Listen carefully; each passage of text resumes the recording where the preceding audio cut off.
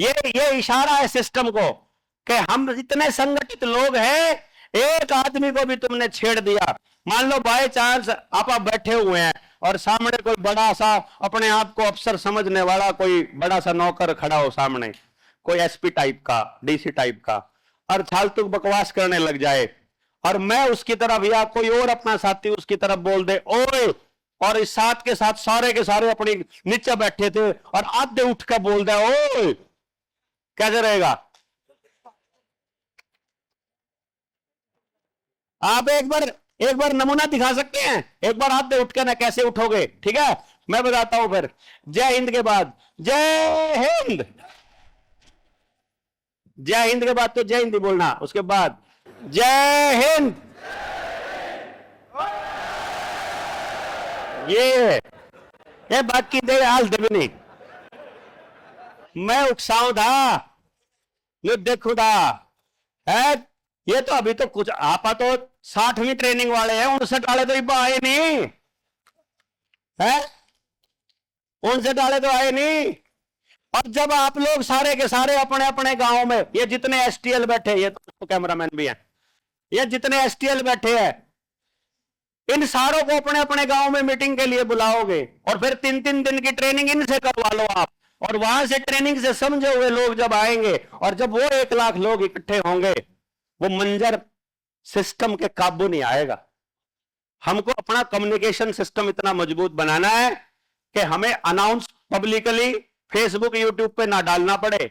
CID वालों को तो पता भी नहीं लगना चाहिए कि हम लोग जान वाले, हाँ कि हम जावांगे मारे में। तो मतलब अगर कोई बंदा ग्रुप में डाल भी दे होगा कि मीटिंग होगी, साथ में 10 आदमी ने कमेंट करें कोई जानदा कोई जानदा कोई जानदा, सीआईडी वाला ग्रुप में बैठा तो कोई जानदा,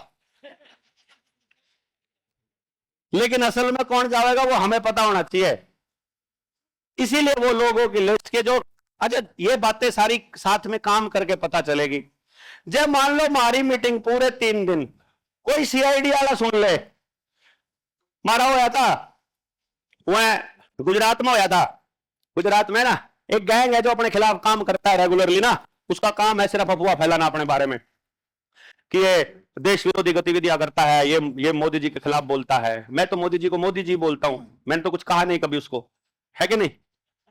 अब मैं कई बार किसी को बोल देता हूं, किसी आदमखोर को, किसी कमीना इंसान को जो हरामी लोगों को मरवा रहा है, मैं उसे अडानी का पालतू कुत्ता बोल देता हूं, तो वो है अडानी का पालतू कुत्ता, तो वो उसको सोच लेते हैं मेरी क्या गलती भाई इसमें,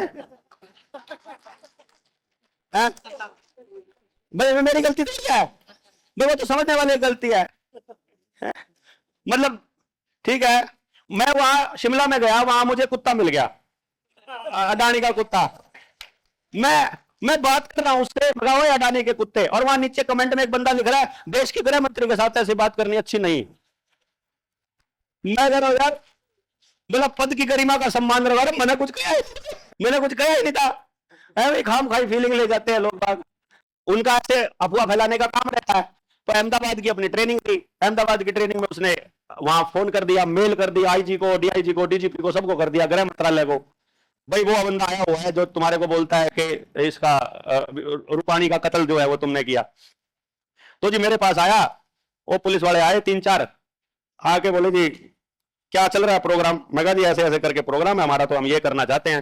तो मैं लगा जी करने, वहां पे क्या हुआ, वो जो बंदा था, वो जो 3-4 थे पुलिस वाले, उनको स्पेशल हिदायत मिल गई कि तुमने इसकी ट्रेनिंग में जाके पूरा 3 दिन ध्यान से कोई भी बात, एक भी बात अगर इसने सिस्टम के खिलाफ या ऐसे करके बोली तो बस इसका हो। मुझे पता था इस बात का, ये बात का पता चला मुझे 3 दिन की ट्रेनिंग खत्म हो गई, जब 3 दिन की ट्रेनिंग के बाद 2100 रुपए, 1100 रुपए देके भी गए। और वो हमको बोलते हैं, वो पुलिस वाले हमको बोलते हैं डॉक्टर साहब इन्हें तो कभी नाश कर दिया, बचाओ यार बच्चों को किसी तरह से। तो मैंने कहा यार तुम आए किस लिए थे? बोला आए तो जासूसी करने थे, लेकिन पता लगा आप तो हमारे बच्चों को बचाने की लड़ाई लड़ रहे हो, हैं आप तो इतना बड़ा काम कर रहे हो, हम आपका सहयोग करना चाहते हैं, नौकरी पे हैं, वैसे तो सीधा तो ओपनली तो नहीं कर सकते, लेकिन जो भी बन सकता है इसमें हमारा सहयोग ये जरूर ले लो।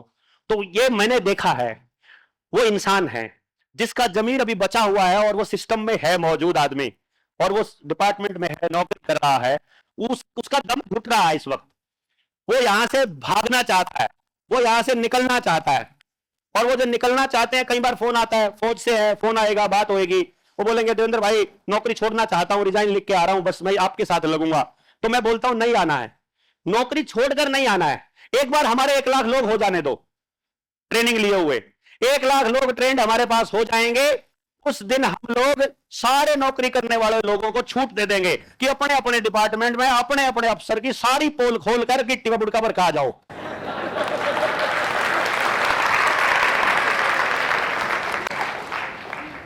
क्योंकि फिर आपके बच्चों की पढ़ाई की जिम्मेदारी लेने लायक हम हो जाएंगे।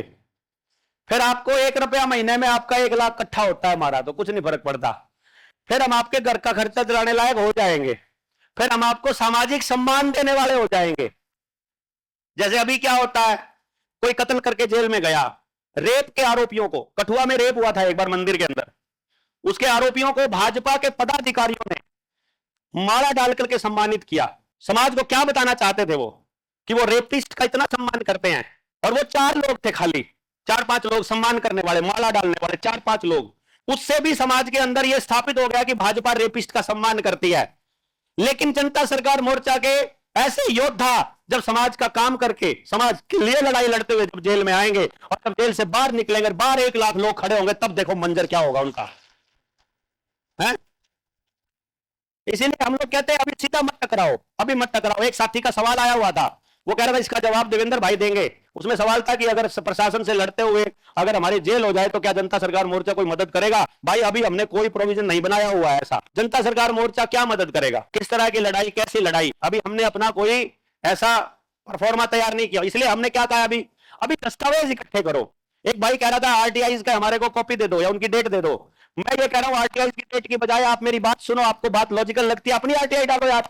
आपके पास आरटीआई सी आरटीआई होनी चाहिए, इधर से भी आरटीआई निकले, एक आरटीआई मांगे अपने बस 50-100 होनी चाहिए। ले यारी, ले यारी, ले यारी, यही समझ तो देनी है। हमने गांव वालों को आरटीआई लिखना सिखाना है। आरटीआई लिखना सिखाने के लिए हमको आरटीआई लिखनी आनी चाहिए।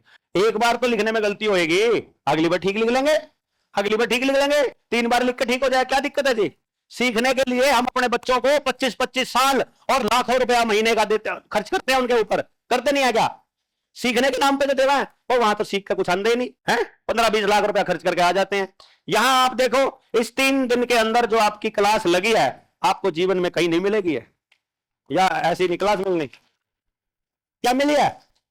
ये मिली कहीं? कोई नहीं मिलेगी, या क्लास नहीं मिलती, ना इसमें लाखों रुपए खर्च करने की जरूरत। क्योंकि जो असली चीज है उसकी कीमत कभी नहीं चुकाई जा सकती। असल चीज की कीमत नहीं, जिस चीज की कीमत है समझो नकली है, जिस चीज की कीमत है समझो नकली है। हवा की कीमत बताओ क्या दे दोगे? बताओ, और हवा के बिना जिंदा रहकर दिखाओ। पानी की कीमत क्या दे दोगे?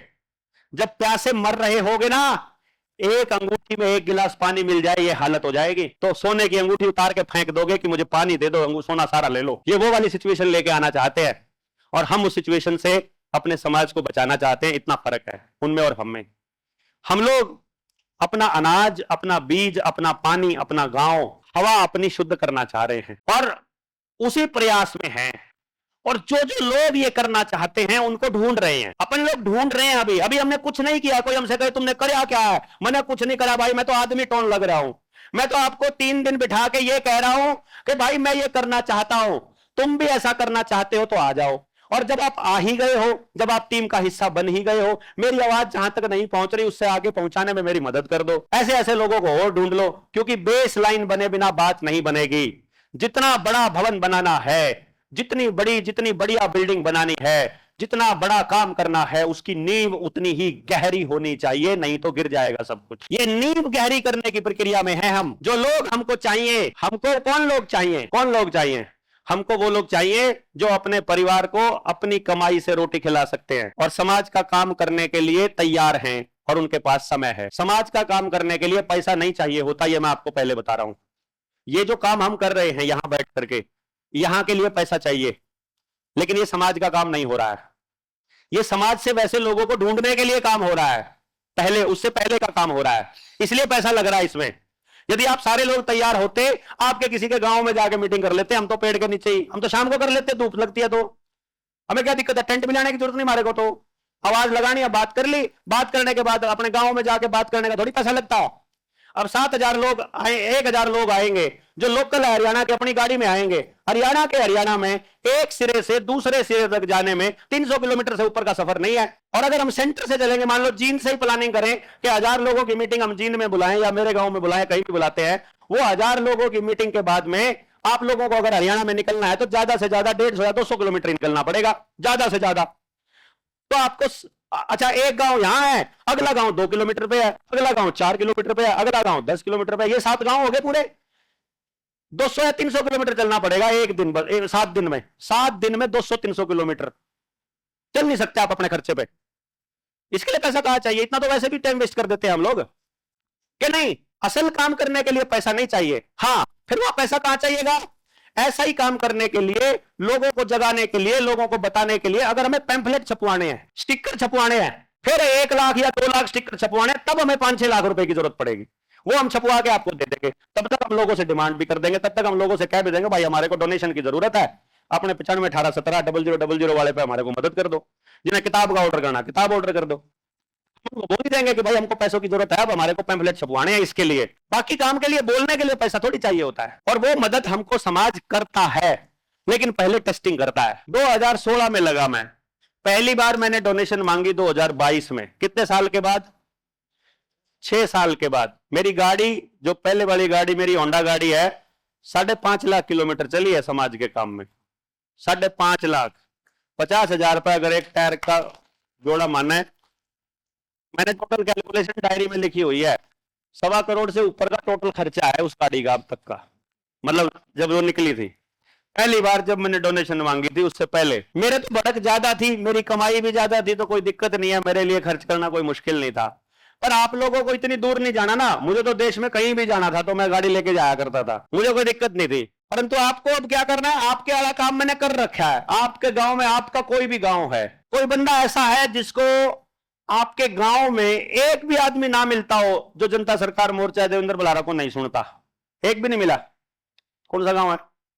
आप हो बिहार में नहीं, मैं हरियाणा की बात कर रहा हूं, हरियाणा वालों की बात कर रहा हूं। बिहार में हो सकता है, हाँ जी। हरियाणा में कोई ऐसा गांव है आप में से जहां कोई भी दूसरा आदमी नहीं है आपके अलावा? पंजाब नहीं, हरियाणा। कौन सा? नरवाड़, गढ़वाल। गढ़वाल में तो 15-20 लोग मैं बता दूंगा, मेरे पास मैसेज आए हुए हैं। आपको नहीं पता, मेरे पास तो मैसेज आए हुए हैं। गुआना के पास है ना? हाँ, गुआना के आसपास तो मैं 3 बार लाइव चल के आ लिया। गुआना में तो इतने नंबर दे दूंगा जिसकी कोई हद नहीं है। बात नहीं आई समझ में? कोई बात नहीं, लेकिन चलो कोई बात नहीं, मैं इनके गांव मान लेता हूं कि आप जितने लोग बैठे हैं इसमें से हमारे को एक गांव मिला जहां हमारी बात सुनने वाला, इनको कोई नहीं मिला। हम ये नहीं कहेंगे वहां है नहीं कोई। आज के टाइम पर आपके गांव में पूरी खबर दी हुई है ऑलरेडी, गांव में गई हुई है सब कुछ, कोई दिक्कत नहीं है। अच्छा, दूसरी बात, अब बात आती है कि मैं ये मान के चल पड़ता हूं, यदि आप शिद्दत से, ईमानदारी से गांव को बात समझाने के लिए निकलते हो तो गांव में आपको 15 से 20 लोग अपने गांव पर काम करने के लिए तैयार हो सकते हैं। गलत के सही? हो सकते हैं ना? अब हमको करना क्या है? नेक्स्ट स्टेप क्या है हमारा? जो हमने 60 ट्रेनिंग करी है, अब आपको मल्टीपल 3 डायरेक्शंस में काम करने पड़ेंगे। 3 डायरेक्शंस में किस तरफ करने पड़ेंगे? पहला, जो अभी तक किया है हम लोगों ने, उसको एक बार गो थ्रू होना पड़ेगा। बहुत से लोगों को ये नहीं मालूम कि गांव में मैंने जो अपने गांव में काम किया था वो क्या काम किया था, क्या बातें करी थी, गांव वालों से कैसे बात करनी होती है, उसका लिंक ऑलरेडी अपने पास है। ठीक है, वो मैं आप सारे लोगों को दे दूंगा। आप सारे लोगों का नंबर अपने पास आ ही गया है। प्ले लिस्ट में आपको वहां पर मिलेगा, एक प्ले लिस्ट मिलेगी, शिक्षा क्रांति, गांव शिक्षा क्रांति, गांव की शिक्षा क्रांति। उस वाली को एक बार क्लिक कर लो। उसमें जितने वीडियोज हैं वो ये बता रहे हैं कि जब हम गांव में गए, गांव में जाने से पहले हमने अपने वॉलंटियर्स को क्या क्या बातें बताई, क्या क्या चीजें खास मिली, क्या क्या मतलब क्या क्या सही था, और क्या हमने किया वहां, वो सारी रिपोर्टिंग है उसके अंदर। इसके अंदर ही मिलेगी। हाँ, शिक्षा क्रांति, दूसरा इसके अंदर एक और है, इसी के अंदर एक प्लेलिस्ट है जिसका नाम है जेएसएम से जुड़ने से पहले। वो वाला नॉलेज है, नॉलेज वाला हिस्सा है, वो वाला पार्ट आपको आना चाहिए। ये दो वाले पार्ट आपको आने चाहिए। तीसरा इसी में जो है एक लिंक है एजुकेशन की ट्रेनिंग वाला। एजुकेशन की पूरी ट्रेनिंग की एक वीडियो है 10 घंटे कुछ मिनट की, वो 11.25 घंटे के करीब किया है। एजुकेशन पे जो काम करना चाहते हैं उनके लिए वो है। ये दो बड़े काम है। आपको 3 दिन की मीटिंग में आना है। अच्छा, शिमला आना है क्या किसी ने? शिमला वाली में अभी ट्रेनिंग हो रही है, रोडू में हो रही है अपनी 24, 25, 26 को। 3 दिन में गर्मी से पीछा छुड़ाने के लिए, सर्दी का मौसम का आनंद लेने के लिए आप आ सकते हैं। ठीक है, शिमला से आगे 100 किलोमीटर आगे है। और पहाड़ का सफर अगर रात को कवर करोगे तो बढ़िया रहेगा, क्योंकि दिन में बहुत जबरदस्त भीड़ रहती है। आजकल छुट्टियां चली हुई है, छुट्टियां मनाने वाले लोग पहाड़ों पे जा रहे हैं। तो अपने इस हिसाब से जब आप लोग एक दूसरे के साथ टाई अप कर लोगे ना अपने ग्रुप्स के अंदर, तो पता लग जाएगा। अगर कोई गाड़ी लेके जा रहा है तो पूल करके चले जाओ, उसमें अपना खर्चा बांट लो। ठीक है ना? अपने मोर्चे वाले जो साथी है ना, इनकी एक खास बात और है, इसको थोड़ा सा आप ध्यान देना आगे से। मान लो आप कहीं जा रहे हो और एक बंदा गाड़ी लेके जा रहा है और वो बुला लेता है, भाई किसी ने चलना है तो बताओ, और आप जा रहे हो साथ में, तो पूल करने से हिचकिचाना नहीं है। मतलब जो साथ में जा रहे हैं उनकी ड्यूटी बनती है कि वो अपना खर्चा बांट लो, है कि नहीं? वो तो जिसकी गाड़ी है वो तो क्या पता शर्म के मारे बोले ही ना, वो तो सोचेंगे, बाकी के सोचेंगे ये तो जा ही रहा था, इसने कौन सा अलग से वो करा है, हमारे लिए थोड़ी जा रहा है। वो ये भी सोच सकता है, वो ये भी कह सकता है कि तुम जाते तो किसी और को भी तो देते। भाई तुम रोडवेज वालों को दे सकते हो, प्राइवेट कंपनी वालों को दे सकते हो, अपने साथी को देने में क्या दिक्कत है? सहयोग करने में की इजी रह जाता है ना, हम लोगों के लिए, सबके लिए आसान रहता है। कोई भी चीज रहती है तो मिल बांट करके जब करते हैं ना, तो जैसे गुरु कहा करते हैं कि अकेला बैठ के करने से भोजन जहर बन जाता है, और मिल बांट के खाने से खांड बन जाता है, शक्कर बन जाता है। मिल बांट कर कोई भी काम करते हो, जब आप सुख में एक दूसरे से बांटते हो तो वो बढ़ता है, और दुख को जब बांटते हो तो वो घटता है। तो ये बड़े सिंपल से फार्मूले हैं जो हमारे बड़े बुजुर्गों ने दे रखे थे ह्यूमन साइकोलॉजी को समझने के बाद। इसमें आपको ये रखना है कि हमको एज ए जेएसएमियन, मतलब जेएसएम का कैंडिडेट होने के लिहाज से हमको बोझ नहीं बनना है किसी के ऊपर, और हमें बोझ उतना ही उठाना है जितना हम बिना प्रेशर के उठा सकते हैं। कोई साथी हमें कह रहा है कि मुझे ले चलना, अंदर से आवाज आ रही है नहीं लेके जाना है, तो साफ मना कर दो, भाई लेके नहीं जाना चाहता, क्या दिक्कत है? कोई दिक्कत नहीं, मतलब आपने बुरा भी नहीं मानना। अगर कोई साथी बिल्कुल साफ मना करे, उसका तो बिल्कुल मना नहीं, उसका तो बिल्कुल बुरा नहीं मानना है। एक बिल्कुल कल्चर बनाओ इस टाइप का। ये कोई एहसान नहीं है कोई किसी के लिए कुछ कर रहा है तो मन करे तो करो, नहीं मन करा नहीं करे। जिसने किया उसका भी भला, जिसने ना किया उसका डबल भला, जिसने ना किया उसका डबल भला। क्योंकि जो व्यक्ति आपको मदद नहीं करता है, जो व्यक्ति बुरे टाइम में आपके काम नहीं आता है, जो व्यक्ति आपकी सपोर्ट नहीं करता है, वही व्यक्ति है जो आपको लास्ट में यह साबित करने के लिए मददगार साबित होता है कि एक कागज पर दस्तखत नहीं होंगे तो क्या तारा पाकिस्तान नहीं जाएगा, है कि नहीं? मान लो उसने मदद नहीं की, फिर भी आपने कर दिखाया, फिर भी आप पहुंचे ही ना, तुम नहीं लेकर गए फिर भी हम आए ही ना, है? तुमने मदद नहीं की, हमने फिर भी किया ही ना, तो उससे आपका कॉन्फिडेंस बढ़ेगा कि कोई मदद करे ना करे, हम जिस काम पर निकले थे वो हम कर ही डालेंगे, कोई दिक्कत नहीं है। मदद ना करने वाला व्यक्ति असली में आपका शुभचिंतक ही होता है। जब कोई अंडे से कोई बच्चा निकल रहा होता है, या मान लो जन्म हो रहा होता है बच्चे का, जो स्तनधारी जीव है वो जन्म देते हैं, डायरेक्ट अंडा नहीं देते। यदि उस बच्चे को बाहर निकलने में, उस अंडे से या माता के गर्भ से बाहर निकलने में मदद कर दी जाए, खुद पकड़ करके उस बच्चे को बाहर खींच लिया जाए, तो बच्चा मर जाएगा। पता है ना आपको? लास्ट में बिल्कुल निकल ही गया और उसको हेल्प करने की बात अलग है, जैसे हम काटड़ू के साथ करते हैं, लेकिन अदरवाइज मदद करना जानलेवा साबित हो सकता है। यही इसी प्रकार से हमारे जीवन में भी हमको भी अपने जीवन के सारे कष्ट, अपने जीवन के सारे उत्तरदायित्व, अपने जीवन में जो हम पैदा हुए हैं इस जीवन में कर्म करने के लिए, वो अपने हिस्से के सारे कर्म वो हमको स्वयं ही झेलने होंगे, वो हमको स्वयं ही करने होंगे। तो कभी अपने भाई से, अपनी पत्नी से, अपने माता पिता से, अपने बच्चों से ये उम्मीद मत करना कि वो आपके जीवन के कर्मों को पूरा करने में आपकी मदद करें। यदि वो कर रहे हैं तो बहुत अच्छी बात है, लेकिन ज्यादातर लोगों के केस में ऐसा होगा कि वो नहीं करेंगे। आपकी पत्नी आपको दिखाई देगा, आपको पता लगेगा, आपके में से किसी की भी पत्नी आपका सहयोग करती हुई नजर नहीं आएगी। ठीक कह रहा हूं ना? गलत कह रहा हूं? वीडियो को नहीं बनती क्या तो बता दो। मतलब आपको ज्यादातर लोगों से सहयोग नहीं मिलेगा जो आपके क्लोज लोग हैं, क्योंकि आपको ऐसी फैमिली में पैदा करना कुदरत का डिजाइन है जहां आपको मदद फैमिली से ना मिले। यदि आपको फैमिली से मदद मिल गई तो आप ग्रो नहीं कर पाओगे, आप अपने ओरिजिनल वर्जन पे नहीं पहुंच पाओगे। It is a design. ये कोई ऐसा नहीं है कि आपकी किस्मत खराब है या मेरी खराब है या इनकी खराब है किसी की। ये डिजाइन है कुदरत का कि आपका सबसे करीबी रिश्तेदार ही, आपका सबसे करीबी रिश्ता ही आपको सबसे ज्यादा दुख पहुंचाएगा, क्योंकि वो दुख ही आपको इस दुनिया से, इस सृष्टि से, इस सिस्टम से, इस इल्यूजन से बाहर निकलने में मदद करेगा। वो दुख ही आपको मदद करेगा ये जानने में कि कुछ नहीं रखा रहा इन बातों में, कोई नहीं अपना, सब अपने मतलब के यार हैं। ये डायलॉग बोलने में वो दुख मदद करेगा, परंतु उस दुख को किसी की मदद ना करने के लिए इस्तेमाल नहीं करना है आपने।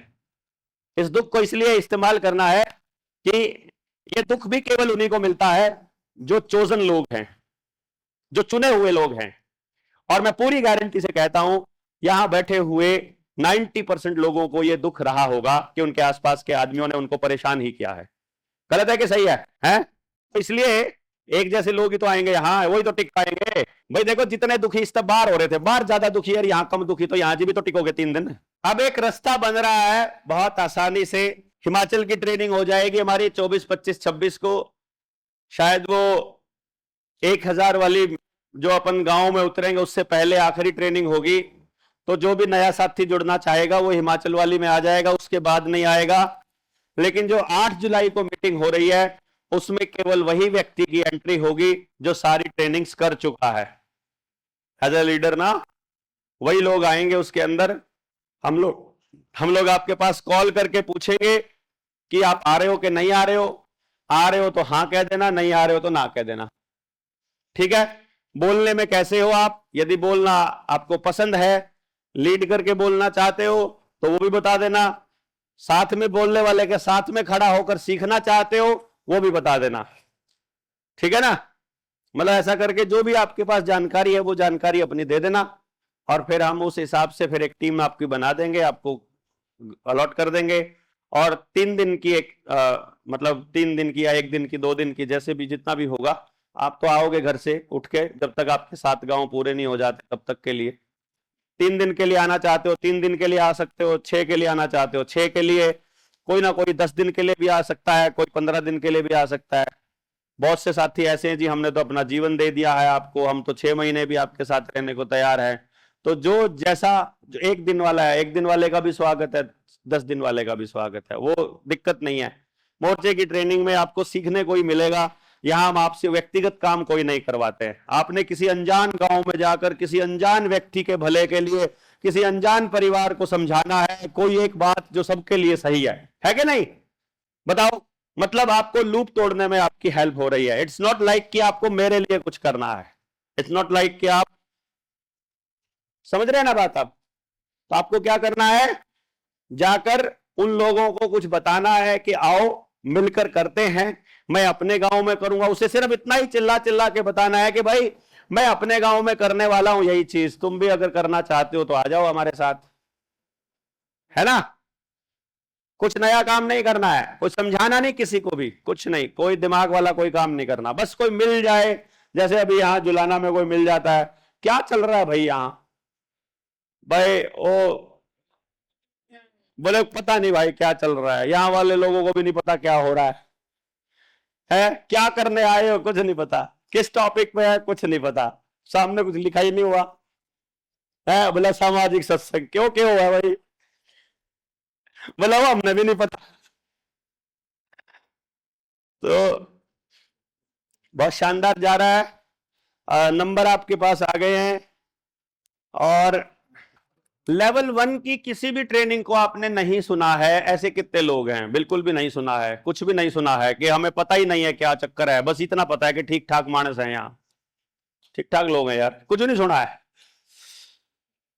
ओके चलो फिर कुछ टॉपिक ले लेते हैं हम लोग, ज्यादा गहराई में नहीं जाएंगे, सिर्फ कुछ टॉपिक लेंगे जिससे आपको एक आउटलाइन पता चल जाए कि आपका यहां आने का मकसद वो है कुछ हल होने लगे।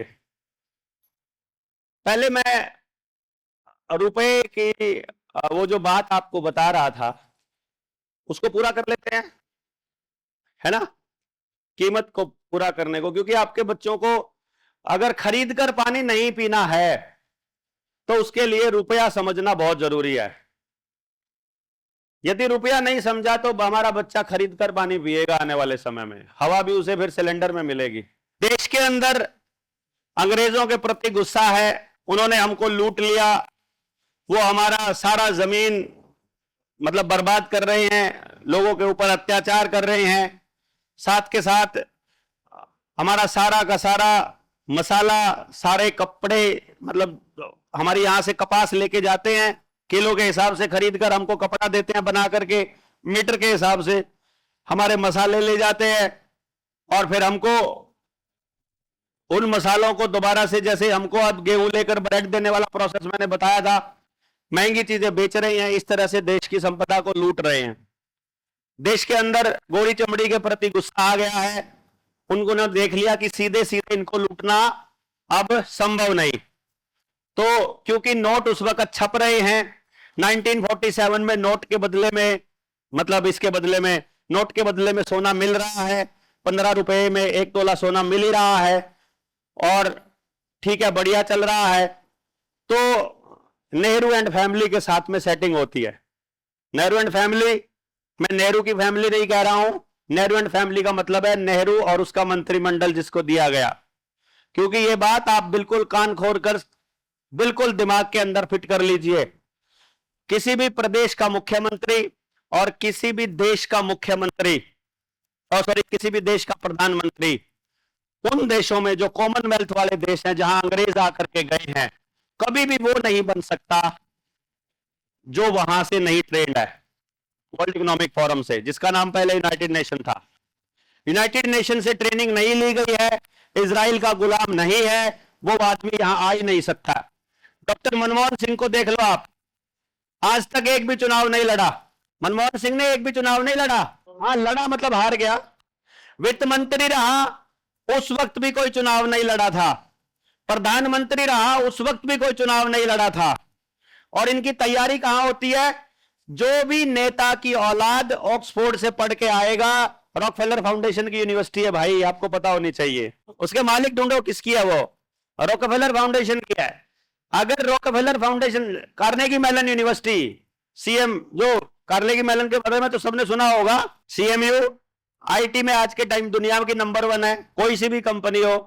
कैलिफोर्निया की यूनिवर्सिटीज जितनी है, जो टॉप की यूनिवर्सिटीज पूरी दुनिया में अपने आप कहती है, सारी की सारी वहीं से चलती हैं। वहां पर पढ़ने के बहाने जाते हैं और इनको ट्रेनिंग दी जाती है कि जाकर भारत में इनकी पॉलिसी के हिसाब से काम कैसे करना है। आई बात समझ में? अब गवर्नर तो राष्ट्रपति के अंडर काम करता है और राष्ट्रपति डायरेक्ट वहीं से चलता है, रानी के हिसाब से, क्राउन के हिसाब से राष्ट्रपति चलता है। आप लोगों को झूठ बकाया गया है कि राष्ट्रपति रबड़ स्टैंप है। आपको किताबों में गलत पढ़ाया गया है कि प्रधानमंत्री की सिफारिश पर राष्ट्रपति ये काम करता है। राष्ट्रपति के सिग्नेचर के बिना कुछ भी नहीं कर सकता मंत्रिमंडल, कुछ भी नहीं कर सकती। जनता की चुनी हुई सरकार कोई कानून नहीं बना सकती जब तक राष्ट्रपति के साइन नहीं होते, वो बिल कानून नहीं बनता है। पता होगा ना आपको इस बात का। और 6 महीने का टाइम बीच में इसलिए लिया जाता है कि अगर कोई मंत्रिमंडल अकड़ ही जाए कि ये पास ही करवाना पड़ेगा और तुझे पास ही करना पड़ेगा, उससे पहले पहले तो विजय रूपाणी की तरह प्लेन हादसे में अगले की मौत ही हो जाती है, जोड़ सा टकता है। राजीव गांधी की तरह बम से उड़ा दिया जाता है, लाल बहादुर शास्त्री की तरह पता ही नहीं लगता है मरता कब है। प्रधानमंत्री होते हुए सिस्टम से गायब कर दिया जाता है अगर कोई बोलेगा तो। हर मंत्रालय के अंदर सीआईए के एजेंट बैठे हैं, हर मंत्रालय के अंदर। तो भारत के मंत्रालय से चीजें नहीं बदली जा सकती। टॉप एजेंसीज बैठी हुई है, मोसाद बैठी है, आईएसआईएस बैठी है, उनको भी नहीं पता, स्लीपर सेल बैठे हैं। आपको भी नहीं पता कि 25 साल से आपके नजदीक वाला प्रेस करने वाला आदमी जासूस होगा, आपको कुछ भी नहीं पता है। 25-25 साल स्लीपर सेल बनने में लगाते हैं, 20-20 साल सिर्फ इंफॉर्मेशन इकट्ठी करने में लगाते हैं, आसपास दोस्ती करने में, रिश्तेदारी निभाने में। आप क्या होगा, मेरा 20 साल पुराना दोस्त है, पता भी नहीं चले, पता चलेगी तो पता नहीं कहां से किसका जासूस था, पता भी नहीं चलता है। इसलिए आप लोगों को यह बात सोच करके रखनी है कि जब मैं नेहरू एंड फैमिली कह रहा हूं, I am not talking about Congress. मैं जब किसी सरकार के बारे में बात करूं तो समझ लीजिएगा मैं विपक्ष को साथ में ले रहा हूं, क्योंकि सत्ता और विपक्ष आपको अलग दिखाई देती है, उनके लिए दोनों एक ही है। क्योंकि सत्ता पक्ष के बारे में सच्चाई बताने का काम विपक्ष का है, और विपक्ष कितनी सच्चाई बताएगा और कब बताएगा ये सब वहां से तय होता है। ये लोग तय नहीं करते हैं, क्योंकि मीडिया सारा का सारा रॉकफेलर फाउंडेशन के अंडर में है। मीडिया का एक भी घराना यहां के लोगों का नहीं है। तो आप कुछ बोलोगे भी तो मीडिया दिखाएगा नहीं। आप कुछ बोल, विपक्ष अगर कुछ बोल भी देगा ना उनकी मर्जी के बिना, वो चलेगा ही नहीं, पब्लिक के अंदर जाएगा ही नहीं, समझे आप। इसलिए विपक्ष को बोलने के मतलब बोलता रहेगा, लेकिन आप तक आवाज ही नहीं आएगी उसकी, तो आप एकदम से खत्म करना आपको बात आसान हो जाएगा। इसलिए फिर विपक्ष को भी आखिर में सत्ता के साथ में ही हाथ मिला के चलना पड़ता है। तो अब नेहरू एंड फैमिली के साथ सेटिंग होती है। उस सेटिंग में क्या होता है, सिंपल सा फंडा कि भाई एक काम करो, अंग्रेज कह देते हैं कि देखो अब हम तुम्हारे साथ भारत की आजादी का नाटक खेलेंगे, तो तुम जो है भारत की आजादी डिक्लेयर कर दो रेडियो के अंदर, और हम लोग जो हैं अपना जो रुपया है, जो रानी का जिसके ऊपर फोटो छपा है, जो हमने छापा है ब्रिटिश लोगों ने, वो हम अपना ले जाते हैं। तुम अपने नोट जो आरबीआई एक्ट 1934 के हिसाब से तुम अपने नोट छाप लेना, समझ गए।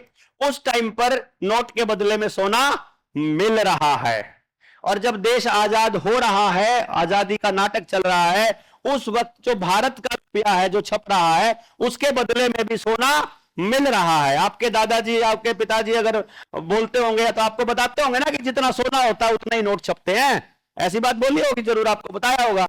उनको मालूम है कि हमारा सोना आरबीआई में रखा है, और मिलता था उन दिनों में। कई लोगों ने टेस्टिंग किया है 1947 के बाद, पढ़े लिखे लोग एक आध बार आरटीआई डाल के पूछ लेते हैं तो देखते हैं वो, हाँ मिल रहा है भाई, मिल रहा है। यानी कि अंग्रेजों वाले रुपए के बदले में भी सोना मिल रहा था, और जो आरबीआई ने अब छापा है 1947 के बाद, उसके बदले में भी रुपया मिल रहा है। तो अब अगली जनरेशन क्या सोच रही है कि ये वाले रुपए की कीमत भी अंग्रेजों वाले रुपए की कीमत के बराबर है। समझ गए कि नहीं समझे? अभी ध्यान देना, यहां हो रहा है लब लोचा होने वाला है आपके साथ, अब आपका सब कुछ लुटने वाला है। जब 1947 से पहले 15 अगस्त 1947 से पहले सारे बैंकों से जितना रुपया सोने और चांदी के रूप में रखा हुआ था, अंग्रेज बड़े बड़े कंटेनर्स में ट्रेन की बोगियों में लादकर पोर्ट तक लेकर आए, और उसके बाद जहाजों में लेकर चले गए जो रुपया था, और उसके बदले के नोट यहां की सरकार को छापने के लिए दे दिए गए आरबीआई एक्ट 1934 के हिसाब से। उस रुपए को, सारे सोने और चांदी को यदि सोने में तब्दील कर दिया जाए, सारे को, सोना इसलिए क्योंकि चांदी बोलूंगा तो ज्यादा हो जाएगी, सोना बोलूंगा तो थोड़ा कम होएगा, 15 गुना कम होएगा, उसमें बदल दिया जाए, तो ये एक मैं आपको इसलिए बता रहा हूं, 2013 में इंडिया पेपर करेंसी डिपार्टमेंट की 1862 से 1935 की SA quasi currency board, Charles बिंट्राउ एंड क्यूट स्लूचर द्वारा जॉन हॉपकिंस यूनिवर्सिटी की रिपोर्ट के हिसाब से मैं बता रहा हूं। यानी ये इंटरनेशनल रिपोर्ट छपी थी कि जो इंडिया से जो पैसा लेकर गए थे अंग्रेज 1947 में, 14 अगस्त 1947 को हम क्या थे और 16 अगस्त को हम क्या हो गए। उस एक दिन के ट्रांसफर में हमारे यहां से जो रुपया गया था 1947 में, उस रुपए की जो टोटल कीमत है वो बनती है 37,440 करोड़ रुपया।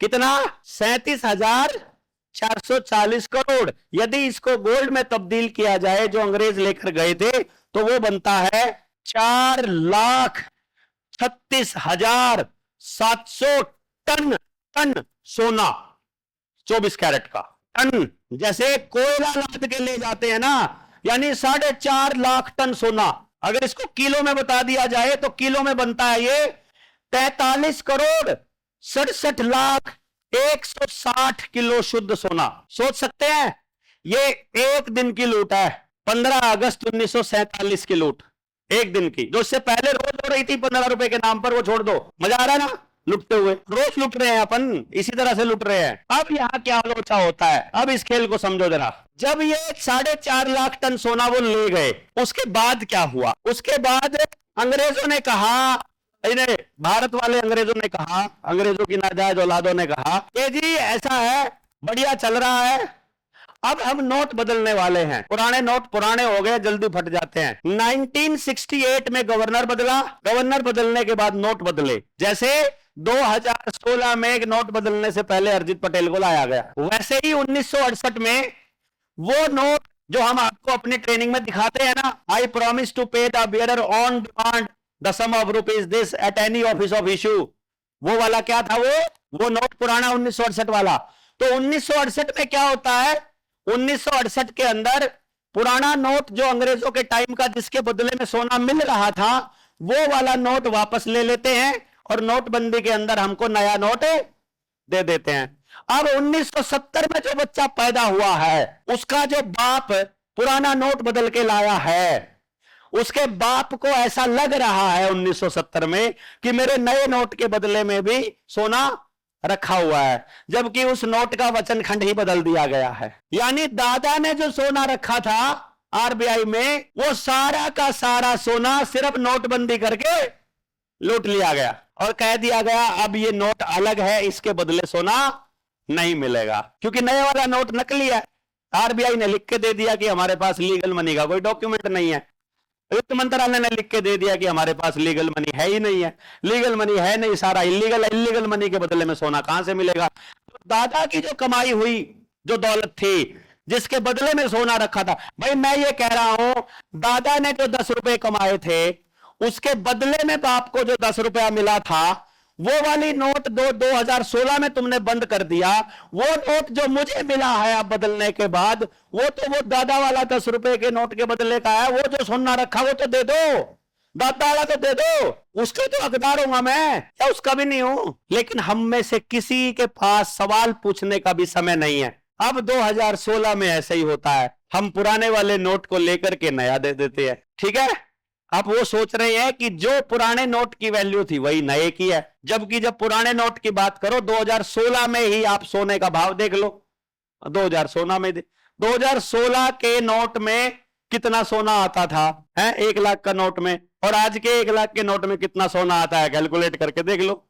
सनार बताइए ना कैलकुलेशन, 2016 में क्या था रेट? अंदाजा बता दे। 28,000 रुपए, 30,000 रुपए। देखो आप, देखो 2016 का जो नोट हमसे वापस लिया गया, उस नोट को 30,000 रुपए के नोट इकट्ठे करो तो आपको 1 तोला सोना मिलता था।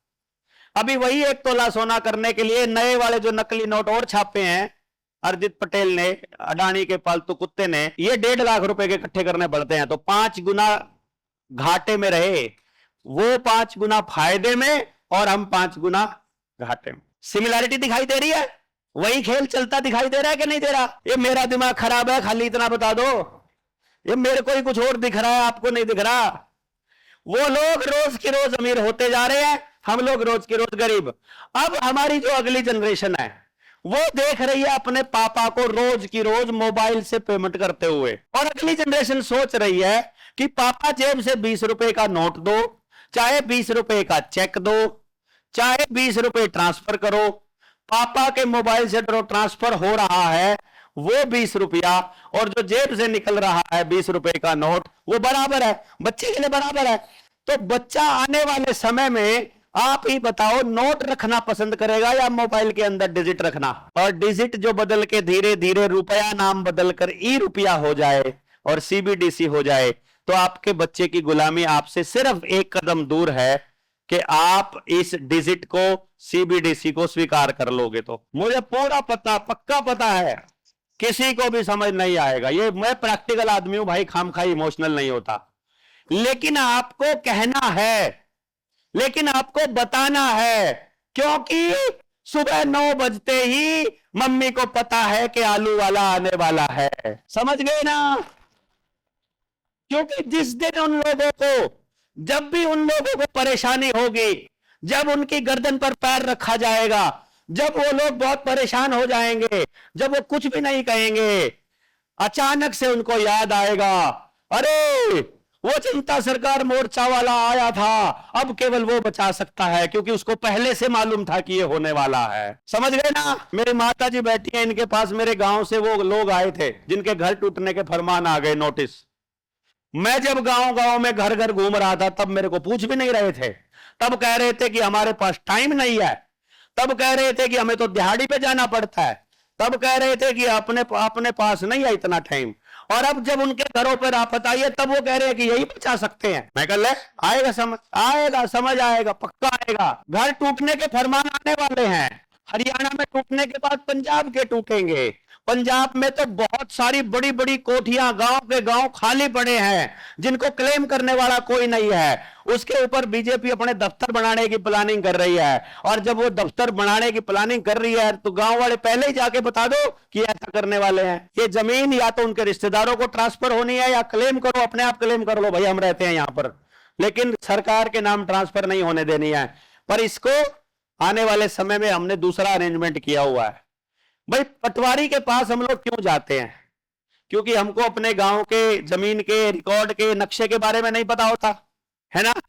आपको मैं बता दूं, जितना नक्शा आज के टाइम पर हरियाणा सरकार के पास, पंजाब सरकार के पास, राजस्थान सरकार के पास, मध्य प्रदेश सरकार समेत सारी राज्य सरकारों के पास है, सारे नक्शे नकली हैं, सारे नक्शे फ्रॉड है, सारे के सारे।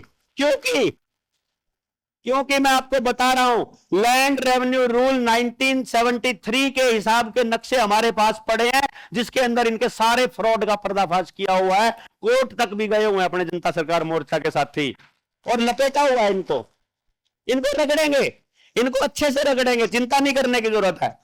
तो हर चीज का अपना समय होता है भाई। हमारी जल्दबाजी में नुगागर बंदर की तोड़ में अंगूर नहीं पाक्या कर दे, गादड़ की तोड़ में होया करें, जिसकी भी होया करे। मतलब हमारी जल्दबाजी में ये चीजें नहीं होंगी। हमारा काम अभी क्या है? नींव मजबूत करना। हमको, जैसे मान लो एक साथी कह रहा था कि हमको वकील की जरूरत है, एक बोला था भाई समय वकील की जरूरत है, आपको कोई वकील चाहिए मोर्चे में काम करने के लिए? मैंने कहा नहीं, हमें कोई वकील नहीं चाहिए। बोला तो फिर कानूनी लड़ाई कैसे लड़ोगे? हम अपने लोगों को लड़ना सिखा देंगे। तो फिर कैसे लड़ोगे? कैसे है? अपने लोगों को लड़ना सिखा देंगे। अच्छा, अगर वकील की जरूरत पड़ेगी तो भाई वकील की जरूरत पड़ेगी ना, तो हम एक काम करेंगे, हमको ऐसा वकील चाहिए जो पैसे के लिए ना केस लड़ता हो। क्यों? जिसके खिलाफ कोई कागज सिस्टम के पास ना हो। वरना आपको यदि पैसा चाहिए तो भी आप हमारे साथ नहीं खड़े हो सकते। यदि आप डरते हो, आपके पास केस बन सकता है, यदि आप उद्योगपति हो, तो भी आप हमारे साथ खड़े नहीं हो सकते, आपको छोड़ के भागना पड़ेगा। हमारे साथ खड़ा होने के लिए आपका जिंदा जमीर चाहिए, जिंदा जमीर वाले वकील, जिंदा जमीर वाले पुलिस वाले, जिंदा जमीर वाले, जिंदा ईमान वाले लोग चाहिए। समझ गए? समझे कि नहीं समझे? और लोग नहीं चाहिए, और ट्रेंड लोग चाहिए, और एक जगह से नहीं चाहिए। ये भी है, हमको एक जगह से नहीं चाहिए। कहां से चाहिए? हम लोग गाड़ी के पुर्जे ऐसे बनने वाले हैं कि रेस दबाओगे कैबिन में बैठकर और इंजन नीचे दौड़ेगा। ऐसे हो रहा है ना? हमको पंगा लेंगे ये तो शाम में, और रोड जाम हो रहे होंगे पंजाब में। इनको समझ में नहीं आएगा चक्कर क्या है यार। ये उधर से पंगा हो रहा होगा पंजाब में, और जाम हो रहे होंगे यहां करनाल में। सिस्टम को यह पता नहीं चलेगा कि इंफॉर्मेशन कैसे जाती है, लोग कौन कौन जुड़े हुए हैं, कैसे कैसे है। आपको एक काम और करना पड़ेगा आने वाले समय में, क्योंकि इनके पास जो सॉफ्टवेयर है, जो एंड्रॉयड का जो सीन है, वो पूरा जो पता लगाते हैं ना, वो ये पता लगाते हैं कि भाई देवेंद्र भाई के साथ कितने लोग जुड़े हुए हैं। तो वो गूगल पर ये सर्च कर सकते हैं अपने, क्योंकि गूगल तो उन्हीं का है, और आपने जितने भी मोबाइल में जो नंबर सेव करे हुए हैं वो जेएसएम के नाम से करे हैं, जेएसएम फलाना ढिमकाना, जेएसएम फलाना ढिमकाना, जेएसएम फलाना ढिमकाना। तो वो ये देखते हैं कि कितने लोगों के फोनों में कितने कितने नंबर जेएसएम के छपे हुए हैं। तो इसका मतलब इतने लोग जेएसएम के हो चुके हैं, वो पहले से अंदाजा लगा रहे हैं। उनको पता है कि इतने लोग जुड़ चुके हैं जेएसएम से, उनको मालूम है कि अब ये लोग जब बवाल मचाएंगे तो बवाल बड़ा मचेगा, इसीलिए वो हमारे से ही रूठा हुआ, हमारा ही प्रतिद्वंदी या मोर्चे में हमसे पहले जुड़े हुए किसी व्यक्ति को हीरो बनाकर पेश कर दे तो चिंता मत करना, फिर ये मत कहना भैया जी मिलकर काम कर लो। समझ गए ना? वो लोगों को इसीलिए हाईलाइट किया जाएगा, उनको हीरो इसीलिए बनाया जाएगा कि वो हमारी मेहनत को मिट्टी में मिला सके।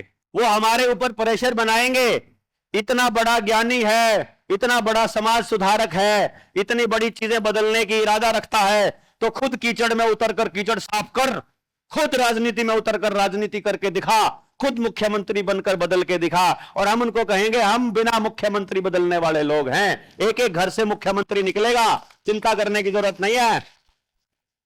हम मुख्यमंत्री बनाने वाले लोग हैं, मुख्यमंत्री बनने वाले लोग नहीं है। और बनाने वाला ताकतवर है या बनने वाला? बात खत्म। बनने वाला तो ऐसे करेगा भाई, हमारा ख्याल रखना बाबूजी, बाबूजी ख्याल रखना, ऐसे करना पड़ेगा, है कि नहीं? ऐसे ऐसे करना पड़ेगा। अरे भाई हम हाथ काहे को जोड़े, इतने लोगों का जब साथ प्रेम प्यार मिल रहा है तो हम भिखारी काहे को बनेंगे? इसलिए इस जाल में आपको नहीं फंसना है, आपको जाल में ये फंसना है मुख्यमंत्री किसी का भी हो, कोई सी पार्टी जीते कोई सी पार्टी हारे, हमारे लोग जीते हारे, हम जिनको समर्थन करें विरोध करें, क्या करें क्या नहीं करें कोई फर्क नहीं पड़ता। हमको जो सीखना है, हमारा जो टारगेट है कि गांव के लोगों की ताकत गांव के पास कैसे रखी जाए, यह सीखना है कि मुख्यमंत्री को घुटनों पर लाने का हुनर हमारे पास होना चाहिए। एमएलए के पास हम नहीं जाएंगे, एमएलए हमारे पास आएगा, पार्लियामेंट के मेंबर के पास हम नहीं जाएंगे, वो आएगा। तो भाई आपका बच्चा बड़ा हो जाए और जब हम सब लोग लुढ़क जाएंगे, उस वक्त कोई कंपनी आकर कहेगी, आपने बोविलिया वाटर वॉर के बारे में सुना है? किस किसने सुना है? मैंने 2018 में शेयर किए थे, मेरे फेसबुक पे आपको मिल जाएगा, हैशटैग बोविलिया वाटर वॉर के बारे में देखोगे। वहां टेस्टिंग के लिए उन्होंने क्या किया था, जैसे अभी एक नेता ने ऐसा बोला कि आप लोग केमिकल का इस्तेमाल मत करो, फर्टिलाइजर का इस्तेमाल मत करो और प्राकृतिक खेती करो, ऐसा बोला ना अभी एक नेता ने। नेता निराक्षस है वैसे वो। अब उसने ऐसा क्यों बोला है और उसने क्यों बोला है, बताओ क्यों बोला है? आने वाले समय में मैं आपको इस लेवल पर दूरदर्शी बनते हुए देखना चाहता हूं कि आप लोग बयान देखो और आपको तीनों चारों एंगल पता लग जाएं। उसके लिए आपको करंट अफेयर में मजबूत होना पड़ेगा। तो आसपास की घटनाओं के ऊपर नजर दौड़ाओ, 5-4 सालों से क्या हो रहा है। वर्ल्ड इकोनॉमिक फोरम कह रहा है, वर्ल्ड WEF कह रहा है कि किसानों से जितनी भी सब्सिडी दी जा रही है सारी सब्सिडी वापस लो। यानी कि जो आपको फर्टिलाइजर के ऊपर, बीज के ऊपर जितनी सब्सिडी दी जा रही है वो वापस लेने का गेम चल रहा है। यानी आपकी जेब से सीधा सीधा पैसा लेने का प्लान है। टैक्स पेयर्स का पैसा जो सब्सिडी के रूप में कंपनी को दे रहा है वो नहीं देना, डायरेक्ट किसान खरीदेगा। क्यों? क्योंकि सोशल क्रेडिट स्कोर आ रहा है, डायरेक्ट आपके स्कोर से कटे वो। दूसरे नंबर पर क्या हो रहा है, वहीं पर श्रीलंका के अंदर अचानक से फर्टिलाइजर बंद करके उन्होंने टेस्टिंग किया था 2021 में। 2021 में श्रीलंका के अंदर एकदम फूड क्राइसिस आ गया था, क्योंकि जमीन हो गई है पूरी हार्ड, फर्टिलाइजर डाल डाल के हमारी जमीन हो चुकी है सख्त। अचानक से हमको पानी मिलना बंद होने वाला है। मतलब धीरे धीरे, पहले थोड़े दिनों पहले तो आपने देखा होगा ट्यूबवेल के कनेक्शन 2-2 साल में, 1.5 साल में, 1-1 साल में मिलते थे आप लोगों को। जोन घोषित कर दिए, कोई रेड जोन, कोई येलो जोन, फलाना जोन, ढिमकाना जोन, के यहाँ पानी कम है, ये है, कनेक्शन कम मिलेंगे, 100 अप्लाई करोगे उनमें से 10 मिलेंगे, 20 मिलेंगे, ऐसा करके चल रहे ना। तो उन लोगों ने ये गेम खेलना जब चालू किया तो आपको ये बताना चालू किया बैकडोर से कि पानी की कमी आपको पड़ने वाली है भविष्य में, और बिजली नहीं आएगी तो पानी कहां से ले लोगे आप, क्योंकि नहर का पानी तो आपने मांगना बंद कर दिया है। नहर का पानी तो मांगते नहीं है, नहर के ऊपर तो डैम बना करके पानी सारा रोका हुआ है, वहां तो वो डाटा सेंटर के लिए पानी सप्लाई कर रहे हैं। और इधर हमारे पास सिर्फ अंडरग्राउंड वाटर है, तो जो पानी हम लोग निकाल रहे हैं उसमें भी हम लोग सारा का सारा फ्लड वाला ही इरिगेशन कर रहे हैं, फ्लड इरिगेशन कर रहे हैं, जिसकी जरूरत नहीं है। पानी जितना आप वेस्ट कर रहे हैं सारी फसलों में, उसका 10% पानी की ही जरूरत होती है असल में खेती करने के लिए। मुझे खेती की पूरी जानकारी नहीं है, लेकिन मुझे इतना जरूर पता है, जितने विद्वानों से मैंने सुना है जो प्रैक्टिकल इसके ऊपर काम कर रहे हैं, कि अगर हम लोग 100 गैलन पानी यूज करते हैं तो असल में 10 गैलन में ही काम चल जाता है। ठीक है। दूसरा वो है सिख वर्सेस हिंदू, दूसरा है शहर वर्सेस गांव। सप्लाई चेन को तोड़ने की एक्सरसाइज चल रही है फिलहाल जो एक्सपेरिमेंट कर रहे हैं ना, कि सप्लाई चेन कैसे टूटेगी, और जब सप्लाई चेन उधर से टूटे तो वो लोग सप्लाई चेन को कैसे कवर करेंगे। तो कभी कभी किसी किसी चीज की आपको कमी दिखाई जा रही है, कभी एलपीजी गैस की कमी पड़ गई, कभी सीएनजी गैस की कमी पड़ गई, कभी पेट्रोल कम हो गया, कभी डीजल कम हो गया, अभी दालें कम हो गई हैं, फिर अनाज कम पड़ गया है देश के अंदर, फिर पानी बहुत कम हो गया है, फिर पानी की स्कैर्सिटी आ गई, फिर कोयला कम हो गया है, बिजली नहीं आएगी, फिर इंटरनेट के ऊपर अटैक हो गया है, फिर ईरान इराक का युद्ध हो गया है, तो ये चीज की कमी पड़ गई, कभी कुछ तो आपको ऐसा लगेगा ओ तेरे की जो पूरी दुनिया में पता नहीं क्या हो रहा है। पर जो किसान अपने खेत में खुद उगा रहा है, आराम से बैठ के खुद मेहनत कर रहा है, सुबह निकलता है अपने बैलों के साथ, अपने गांव वालों के साथ बातचीत करते हुए, उसे फर्क ही नहीं पड़ रहा ईरान इराक के युद्ध से, उसको कोई मतलब ही नहीं है रशिया यूक्रेन से, वो चर्चा ही में नहीं है। आपको ये समझना पड़ेगा, जब तक आप इनके दिए हुए एजेंडा पे बात करते रहोगे तब तक इनको फीडिंग मिलती रहेगी, जब तक इनको फीडिंग मिलती रहेगी ये मजबूत होते रहेंगे। हम क्या कहेंगे, हमको सिर्फ एक बात करनी है कि भाई हमारे पास सब कुछ था, हमारे बाप दादाओं के पास सब कुछ था, जमीन थी, परिवार थे, गांव था, सेहत थी, पानी था, कुआं था, रेत था, खेत थे, जनतंगर थे, दूध था, घी था, सब कुछ था। फिर हमको सिर्फ एक ही बात करनी है कि तू इधर उधर की बात मत कर, तू बस इतना बता ये कारवां कैसे लुटा, ये बोलना है बस खाली, कि ये लुटा कैसे, जिम्मेदार कौन है इसके लिए। इधर उधर की बातें नहीं सुनी जाएगी, कौन जिम्मेदार है। हमको एक बात बिल्कुल दिमाग में कान खोलकर दिमाग खोलकर जो भी चीजें सब खोलकर अपने को फिट कर लेनी है। वो क्या है कि हर काम को करने के लिए, हर काम के होने के लिए कोई ना कोई जिम्मेदार होता है कि नहीं होता है।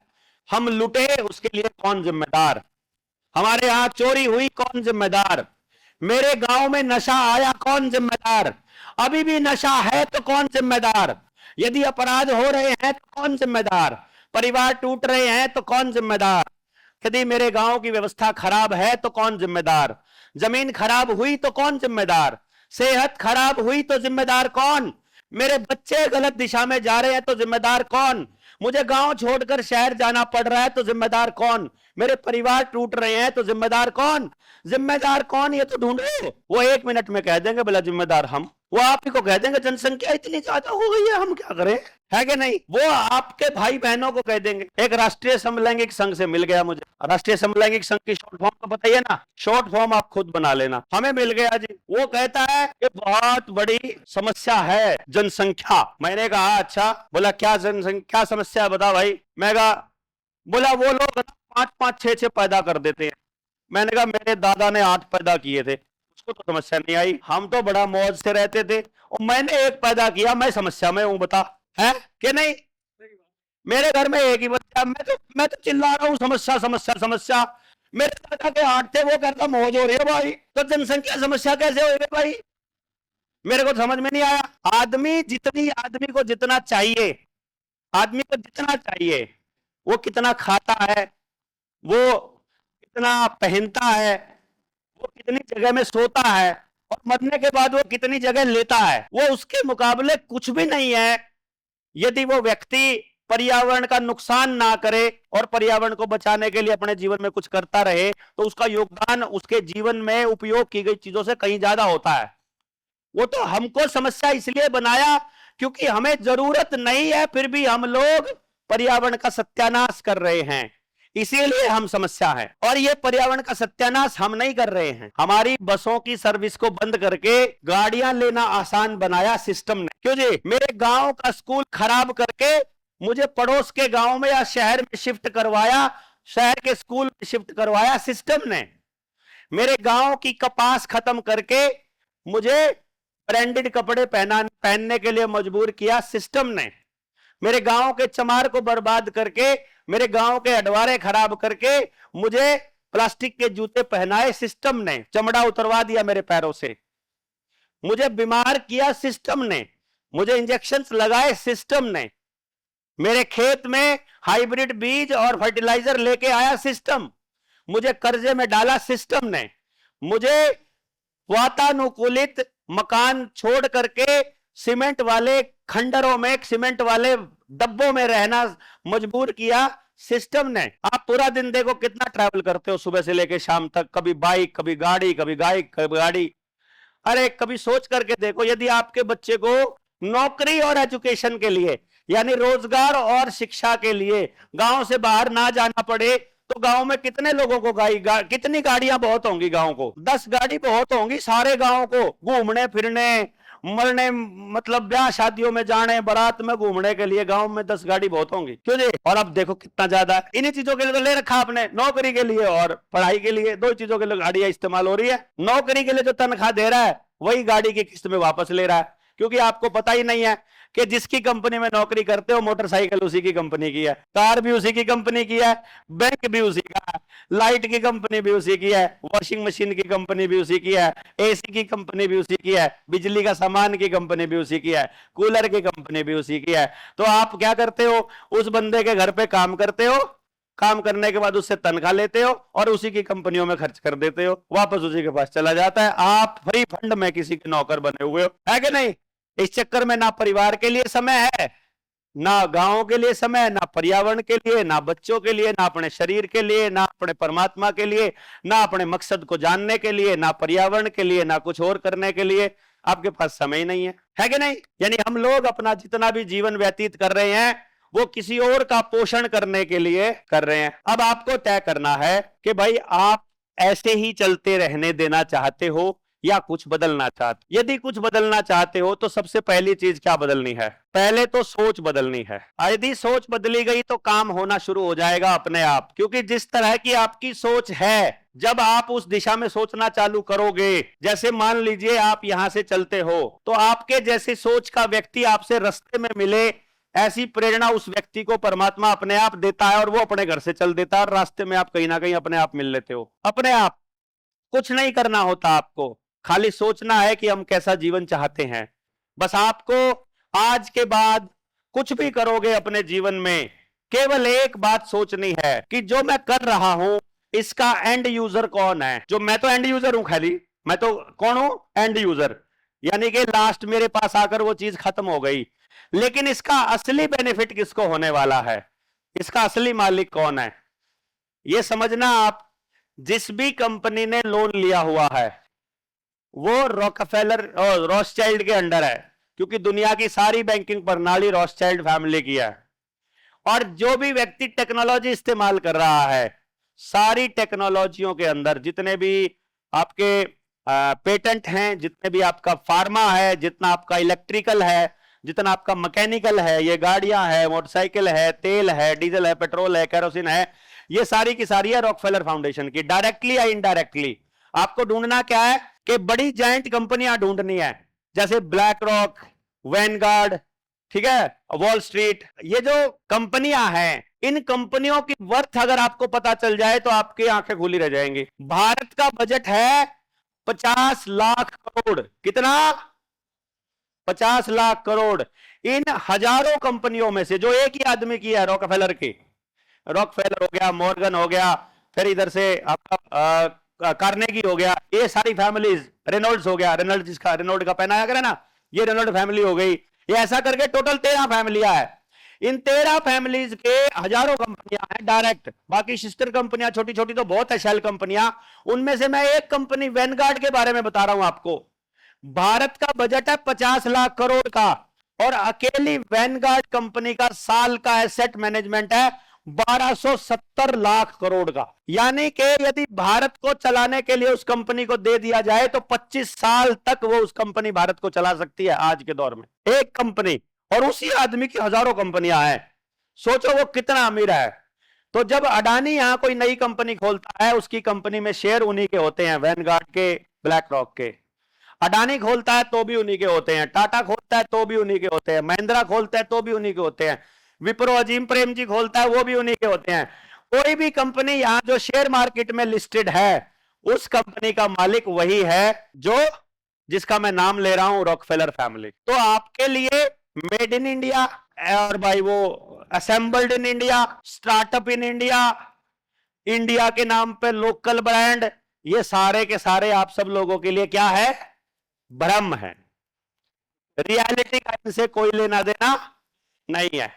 कंप्यूटर उन्हीं का, माइक्रोसॉफ्ट उन्हीं का, मोबाइल उन्हीं का, गूगल उन्हीं का, फेसबुक उन्हीं का, ट्विटर उन्हीं का, इंस्टाग्राम उन्हीं का, आपके बस का कुछ भी नहीं। सोच रहे हैं? अब आप सोच कर देखो, सारा डेटा उनको दे रहे हो, सारा पैसा उनको दे रहे हो, सारी मेहनत उनको दे रहे हो, और अपने बच्चों के लिए टाइम नहीं है। तो अब मैं क्या कह रहा हूं इस गांव से, ये मेरा गांव बैठा है ना, मैंने पूरा गांव मना लिया। अब मैं सारे गांव वालों से एक रिक्वेस्ट कर रहा हूं कि बताओ गांव वालों, बसंती नाचे कि ना नाचे? मैं ये कह रहा हूं गांव वालों कि हम एक ऐसी व्यवस्था बनाना चाहते हैं जिसमें हमारी कमाई, हमारी मेहनत और हमारा समय गांव के किसी भी व्यक्ति के लिए इस्तेमाल हो जाए। भले ही गांव में मेरा कोई विरोधी हो, मेरा दुश्मन हो, उसके लिए इस्तेमाल हो जाए। और हम एक नियम बनाते हैं कि हमारी कमाई गांव के ही व्यक्ति के लिए इस्तेमाल होगी, बाहर की किसी कंपनी के लिए इस्तेमाल नहीं होगी। बताओ तैयार हो?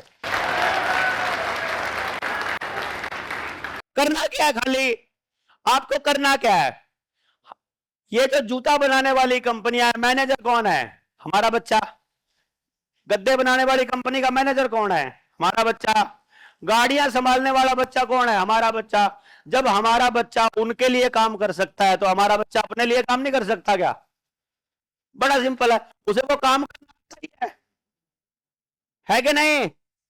गांव के लिए काम करने के लिए तैयार करना है बस। खाली गुड़गांव में रहकर 1 लाख रुपए सैलरी लेना, जिसमें से किराया देना मकान का, कचरे वाला खाना खाना, गंदगी जहर वाली हवा पीना, बीमार रहना, टेंशन में रहना, जाम में फंसे रहना, और फिर आखिर में महीने का 10-5 हजार रुपए बचाना।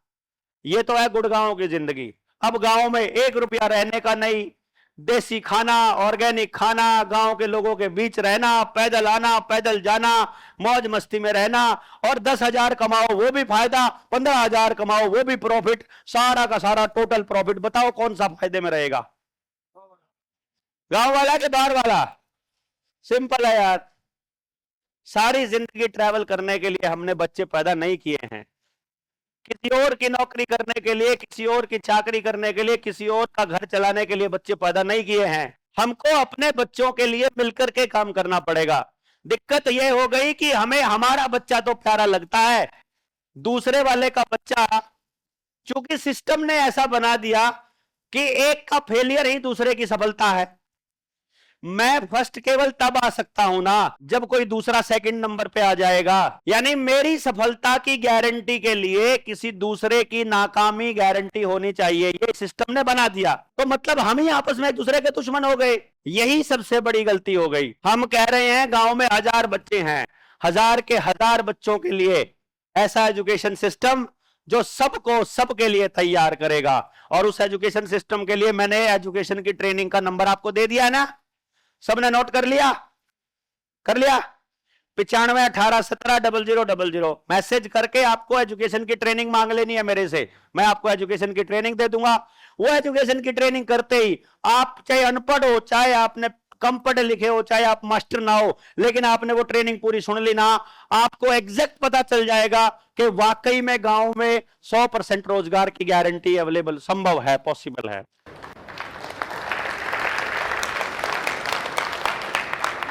और आगे आना भी तभी है जब वो ट्रेनिंग कर लोगे, यकीन हो जाए कि वाकई संभव है।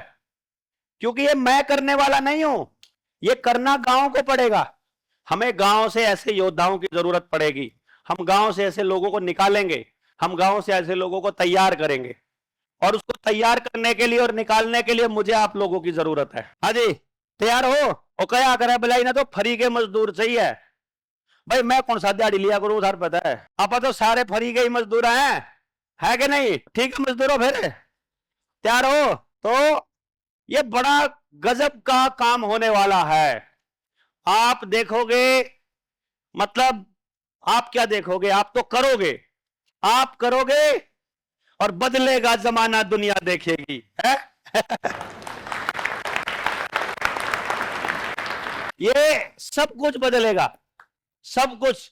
आप देखना, जैसे ही लोगों को ये बात समझ में आएगी, यार बात तो सही हो रही है, हम तो ऐसा ही कर रहे हैं अपने बच्चों के साथ में, और एक बार ट्राई करके देखते हैं। खाली आप जब इस 3 दिन के माहौल को भी याद रखते हो ना, यहां जो आदमी रह के चला गया 3 दिन, उसको अब दुनिया के दूसरे लोगों के बीच में मजा नहीं आएगा। वो ढूंढेगा बार बार, कोई जैसे वाला मिल जाए तो यार, कोई अपने वाला ही मिल जाए तो दूसरे लोगों के बीच उनकी चलेगी नहीं, जमेगी नहीं, बात ही नहीं बनती। वो जो फीलिंग यहां इन लोगों के बीच है, वो कहीं नहीं है। ये बहुत अद्भुत एक संयोग बन रहा है, और आप सब लोग बहुत ही शानदार तरीके से इस पूरी की पूरी मुहिम को उठाए हुए हैं।